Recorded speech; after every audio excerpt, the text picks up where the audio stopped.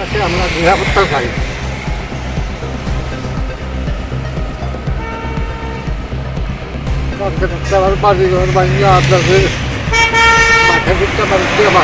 Tungrung Tiangram Akarmabai, Shipim Adoni Nukungo, Subai Shukrab Kajaka, NCC PS Biskangotoma, Shalka Charmari Amsayo, Sharimanka, 10,330 ni Shebukoko, Sonjit Kumar Ludni, Otumal Kunkobui, Bufari Chap Halok Day, Bupayu Bishadit Ludni, Mudim Halok, Jota Subai Shukrab Kajaka, Korokshi, Tay Korok Niji, Hai, Temrang Robai, Opati Mungno Shazawui, Hastini Kerong Raja, Tay, Hastini, Montri Okrani Thani, Kesikirin Kurike, Shrai Shrake Tangan Bagai, Mukti Kuntubai, Koileka, Choprok Dangai Nukuni Barro.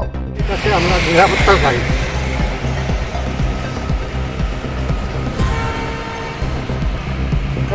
আমার বাড়িঘর ভাঙিয়ে আপনাকে মাথা দিতে বাড়িতে বাড়ে দেখতে পারতেছে হচ্ছে এটাই মুখ্যমন্ত্রীর কাছে আবেদন চাপের হচ্ছে কিভাবে থাকতে পারি বাঁচতে পারি। আমাদের বাড়িতে কালকে হামলা হয়েছে এবং দুপুরে পরিস্থিতি থেকে হামলা হয়েছে। নিরাপত্তাতে রাস্তায় এখানে দোকান সব বুক পাচ্ছে, এটা বাংলা থেকে সব লেগে গেছে। নিরাপত্তা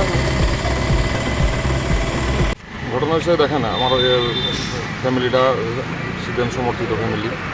আমার ছোটো ভাই সিপিএমের কর্মী আসছিল। যথারীতি ইলেকশনের রেজাল্টের পর থেকে কন্টিনিউ একের পর এক ডিলাডিলি হামলা যদি চলছে। আমি নিজে একজন চাকরিচ্যুত 10,323-এর একজন শিক্ষক। আমি এখন একটা অটো নিয়ে ভাড়া নিয়ে চালাইতেছি।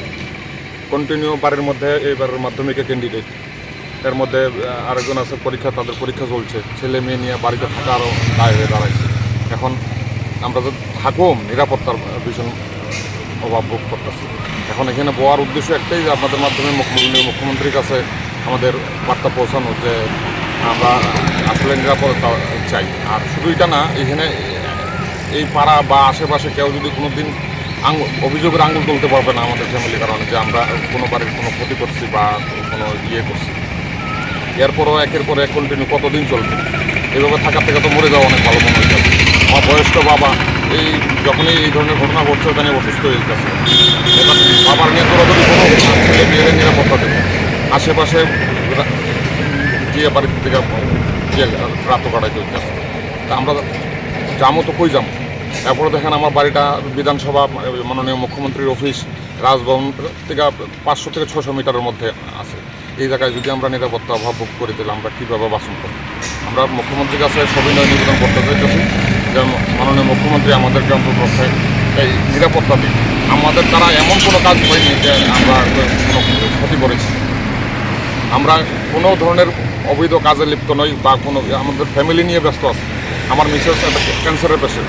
চাকরি যাওয়ার পর থেকে আমি মিসেসের চিকিৎসা পর্যন্ত বন্ধ করে দিয়েছি। এখন সংসার চালানো খুব দায় হয়ে দাঁড়িয়েছে। ছোটো ভাই একটা অটো চালাতো, অটোটা পর্যন্ত লাইন আউট করে রেখেছে।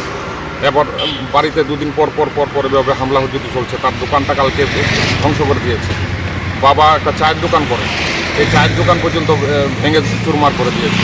এখন মানে যাবো তো কোথায় যাবো আমি বলুন? আমি মুখ্যমন্ত্রীর কাছে পুনরায় একটা কথাই বলবো, আমাদেরকে নিরাপত্তা দিন। আমরা নিরাপদে বাঁচতে চাই। আমরা এই রাজ্যের নাগরিক। আমরা এমন কোনো অপরাধ করিনি যে আমাদের বাড়ির মধ্যে একটা হামলা চালিয়ে যাবে। আমরা যাবো কোথায়? এই উদ্দেশ্যেই আমরা আজকে পরিবার নিয়ে, আমার বৃদ্ধ মা বাবাকে নিয়ে, অসুস্থ মা বাবাকে নিয়ে এখানে রাস্তায় বসে আছি এবং ছোটো ভাই সহ সবাই রাস্তায়। আমরা চাই আমাদেরকে নিরাপত্তা দেওয়া।